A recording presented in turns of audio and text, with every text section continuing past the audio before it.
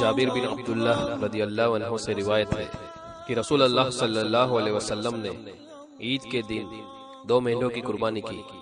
جب آپ صلی اللہ علیہ وسلم نے ان کو قبلہ رخ کیا تو یہ کلمات ارشاد فرمائے: انی وجّہتو وجھیہ للذی فطرس السماواati والارض hanifaw wamaa ana minal mushrikeen innassalaati wa nusuki wa mahyaya wa mamaati lillazi rabbil alamin la sharika lahu wa bidhalika umirtu wa ana awwalul muslimin allahumma minka wa laka۔